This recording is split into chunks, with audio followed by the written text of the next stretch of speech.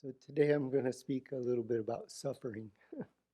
The first of the Four Noble Truths is about suffering and its our overall unsatisfactory situation in samsara. And this is a very important topic, and it comes up in a lot of the Buddhist teachings. We've been hearing about it a lot here at the Abbey and different teachings on the Four Noble Truths lately. A common reaction for people learning for the first time about um, the First Noble Truth is to think it's a pessimistic teaching. It is not. It is simply a realistic and honest way of looking at our situation, seeing the reality of what is. Also, it's not pessimistic because the third and fourth noble truth show the possibility of eliminating suffering and a way to do so.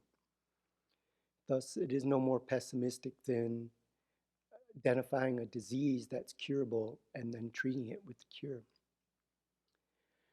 And without recognizing our suffering and its causes, we will not free ourselves from it. So recognizing suffering is key to the determination for liberation.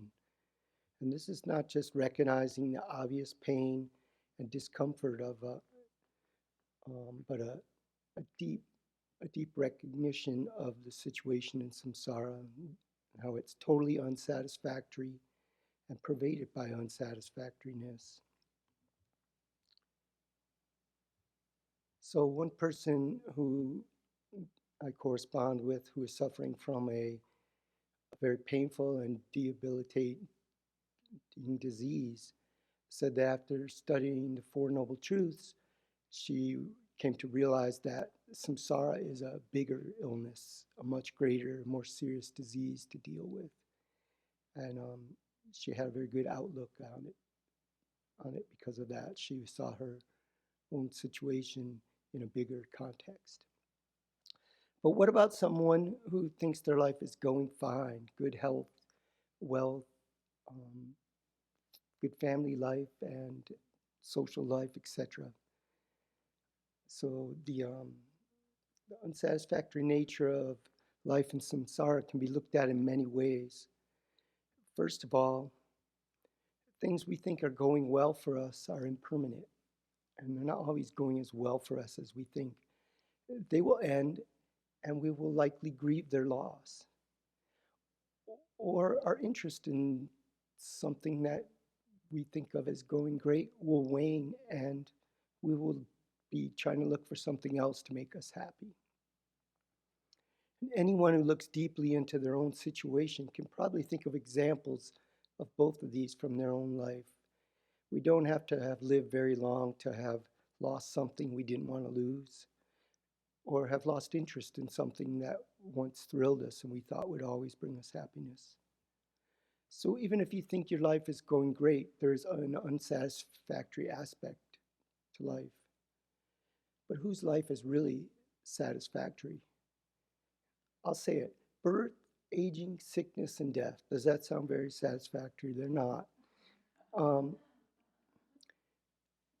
If you're born, you're going to die. And if you live more than a short while, you're probably going to experience the suffering of aging and at least a minor illness before you experience death. And this is not satisfactory. I can think of an analogy of being born as being born on a conveyor belt that's heading into a grinder. Ooh. It may be a rough steel or a plastic conveyor belt or a plush velvet one, but it's going into the same grinder, and there's no way to stop it. And I'm aware that this is a very stark analogy, but the reality is stark too. Inevitable, eventual death is just not satisfactory. It is a painful reality for all of us.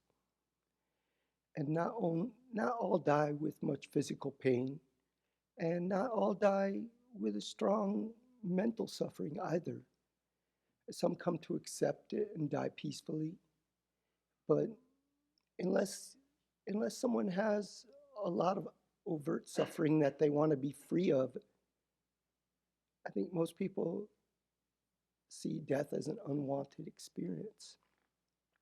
It's an unwanted separation from all we know and are attached to, including our own identities of this life. But until we free ourselves from samsara completely, until we free ourselves completely from cyclic existence, we will continue to be born, develop attachment to that life, and then die and be separated from it all again and again and again. I have a quote from Geshe Sopa.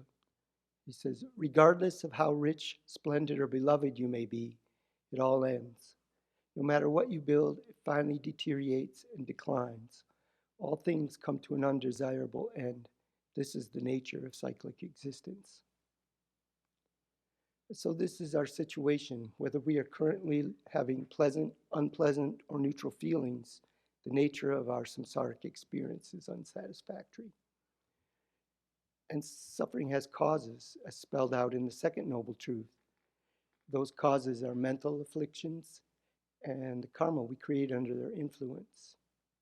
And I have another quote here from the book Samsara, Nirvana, and Buddha Nature.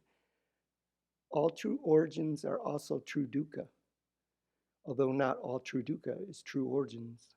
All afflictions are unsatisfactory, but our bodies and our habitats, which are unsatisfactory, are not causes of samsara." So although a person may currently have good health, wealth, and any number of temporary good conditions, if that person's mind is under the power of afflictions, they are suffering. Most of us can see this in regard to anger. We can recognize that this is not a happy state of mind. And there are people who don't see anger as a problem. They think, oh, my anger makes me strong. But the people around them can see that's not happy. And it can be a lot harder to recognize that attachment has suffering involved with it. Not only the eventual outcome, but the discontent involved in it.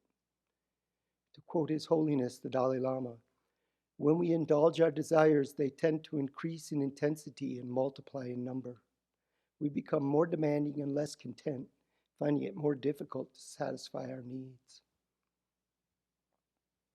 So years ago, before I really had much of a Buddhist worldview, I was reading a Buddhist book and they mentioned hungry ghosts, and I didn't really have any context for that. And the thought that came up for me was, that's us, meaning us humans, or more specifically, our modern consumer society.